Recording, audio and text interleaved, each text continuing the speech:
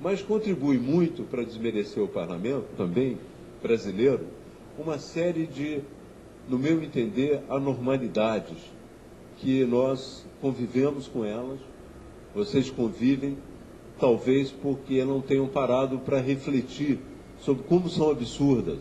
Não é? Uma delas é a seguinte: o deputado tem imunidade parlamentar.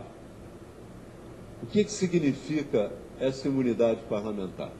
Normalmente, quando a gente pensa em imunidade parlamentar, a gente pensa no direito de votar e no direito de exprimir o que você pensa. Mas não é isso que acontece. Se agora nós sairmos daqui, um de vocês dirigindo um carro e eu dirigindo um outro carro, se nós dois atropelarmos uma pessoa, eu terei direito a um foro especial para ser julgado. Vocês não. Cada vez que um deputado é condenado, ou cada vez que um deputado é acusado, imediatamente o processo dele só pode ser julgado no Supremo Tribunal Federal. Então cria-se uma situação, como o Supremo Tribunal Federal leva anos para julgar um caso, o deputado é quase inimputável. Por quê?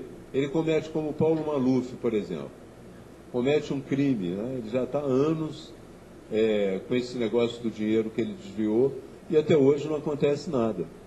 E ele entrou para o parlamento de novo, que aí o processo vai para o Supremo. Aí demora mais tempo ainda. Então, os deputados e senadores não podem ser julgados pela justiça comum. O Supremo precisa pedir autorização ao parlamento para que eles sejam processados. Então, o que acontece? Eles armam à vontade. Eles fazem coisas que, às vezes, até o indivíduo comum não tem coragem de fazer, porque teme a repressão. E os processos vão se acumulando. Hoje nós temos 45% dos parlamentares sendo processados. Quer dizer, praticamente a metade. De cada 2 deputados, um está sendo processado. Então isso cria nos brasileiros, nas pessoas que votam e nas pessoas que pagam imposto, uma situação muito desconfortável. Como é que essas pessoas não são julgadas? Como é que elas podem fazer o que quiserem, que os processos vão demorar muito tempo? E desmoraliza o parlamento. Também existe uma outra coisa entre eles, e entre nós, porque na verdade eu brigo, mas na verdade eu participo, né? Eu estou lá. Existe uma outra coisa que é muito problemática. A lei, quando você comete algum tipo de delito, quando você desrespeita a lei, você é processado no Supremo, mas imediatamente também existe na Câmara dos Deputados um Conselho de Ética. Você tem que ser julgado pelo Conselho de Ética. E o Conselho de Ética, às vezes, pode cassar o mandato, independente da decisão da Justiça. Diz, olha, você quebrou o decoro parlamentar. Decoro parlamentar é a palavra que se usa para expressar uma série de regras e de posturas que o deputado ou a deputada precisam manter. Então você quebrou o decoro parlamentar. Mas acontece que nesse Conselho de Ética, ele é ocupado por deputados também, e deputadas. E eles são tremendamente complacentes com os próprios colegas. Então você praticamente não condena ninguém ali.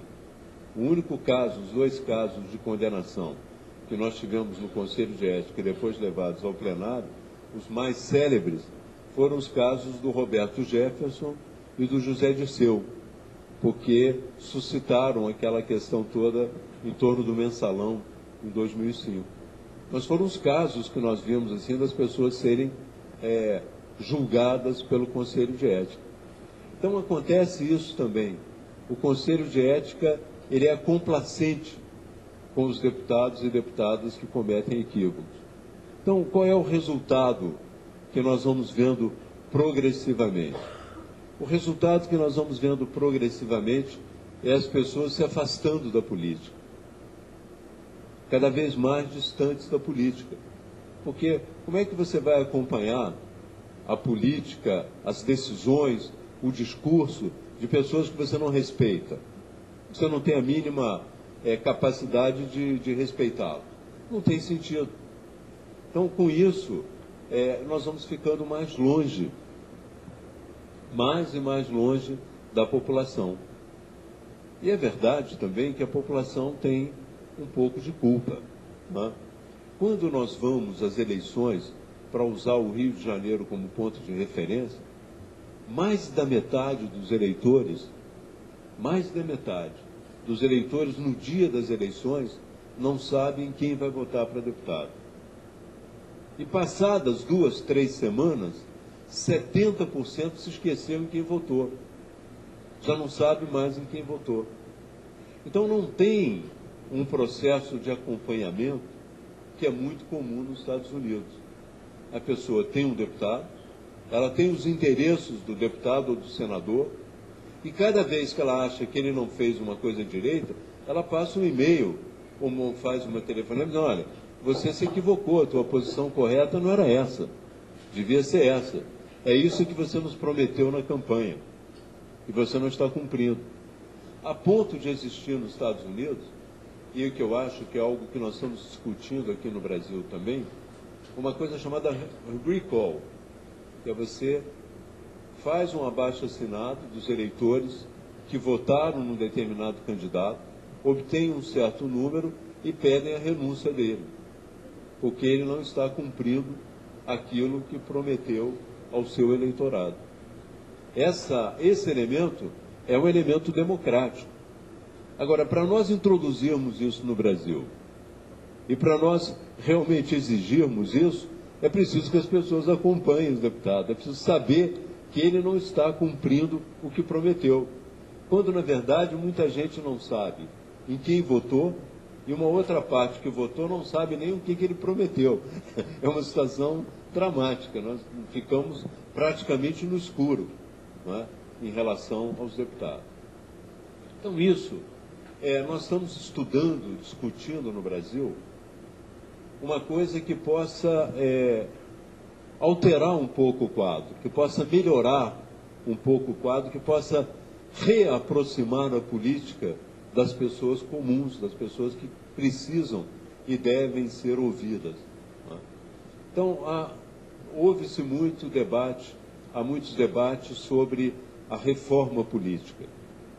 E o que é essa reforma política? O primeiro ponto da reforma política, que nós já aceitamos e que é uma coisa importante, é o tema da fidelidade partidária. A pessoa tem que ser fiel, porque vocês sabem que a votação no Brasil é uma votação proporcional. Então você tem um coeficiente eleitoral determinado. Para se fazer um deputado, por exemplo, são precisos 170 mil votos. Agora, eles entram numa grande coligação. E às vezes ninguém tem os 170 mil votos. Um tem 40, o outro tem 30, o outro tem 20, e são eleitos aqueles mais votados, alcançado o coeficiente. Então, 5 de 30 fazem 150. Com mais um de 20 elege um, que vai ser o mais votado desse bloco. Então, é sempre assim, é sempre nesse processo. Então, a partir dessa constatação, entre outras, as pessoas consideram, com razão, né, nesse caso, que o mandato não pertence à pessoa, mas pertence ao partido que a elegeu. Então, com isso, se proibiu a saída de partidos, a não ser por uma razão muito forte. Por exemplo, se a pessoa está sendo perseguida no partido, ou se a pessoa, normalmente a perseguição no partido, não é?